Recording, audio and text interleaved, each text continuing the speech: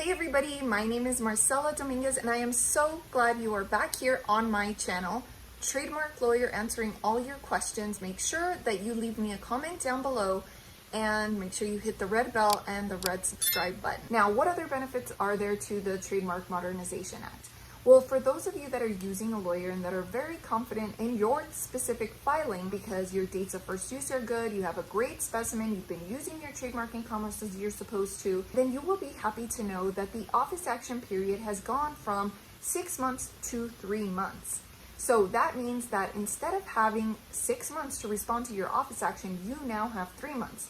So Marcella, why would that be such an added benefit if we're narrowing down the amount of time by which you can respond to an issue? Well, listen, when you file, either by yourself or with an attorney, we try to cross all our T's and dot all our I's. So that means that I specifically will double check everything that I'm including in the trademark application. I will make sure that your application looks as good as it possibly can before we submit it.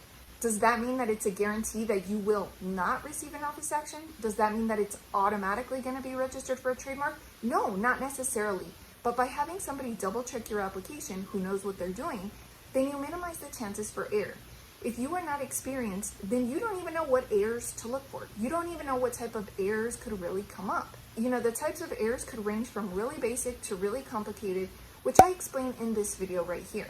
So if you want to minimize your chances of receiving an office action because you are in a rush to receive a trademark registration certificate, either because you want to apply for Amazon's brand registry or just because you want it right here, right now, then a 3-month period is much more efficient because it now means that the trademark examiner is also bound to respond by the 3rd month after the issuance of the office action, as opposed to waiting for 6 months.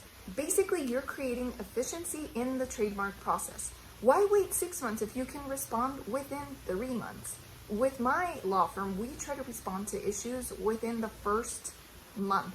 And that is because we like to keep the momentum going for the applicant. The longer you wait, the longer you're extending that trademark timeline. And nobody wants that. Everybody wants the trademark registration right here, right now. But if you feel like you're somehow losing out because now you have 3 months instead of 6 months, don't worry, because the USPTO is actually going to give you an extra 3 months if you need it.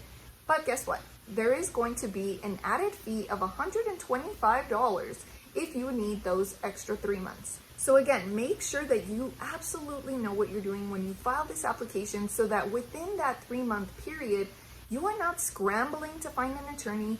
You are not scrambling to figure out how to respond to an office action. In fact, we have a resource now for you. If you just scroll down into the description below, you have this DIY legal shop at your disposal so you can respond to issues all on your own.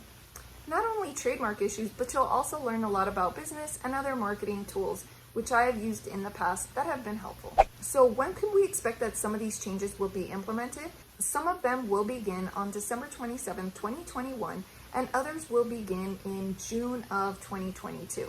So that gives you ample time to process these in your mind, to be aware of what's coming, and to speak with an attorney now if it's beneficial for you, and to get more clarity on where it is that you stand with your business and what it is that you are trying to protect. I feel that some of these rules are definitely going to affect some of you, and that's the reason that I'm talking about this topic. So if you think that this video was helpful, make sure that you hit the thumbs up down below, and I want to make sure that I can help as many of you as possible. So again, in this video, I'm trying to highlight for you how the USPTO is trying to maximize their efficiency and efficiency that is beneficial for you too with the Trademark Modernization Act. If you agree with the act or with these proposed changes, then make sure you tell me down in the description below.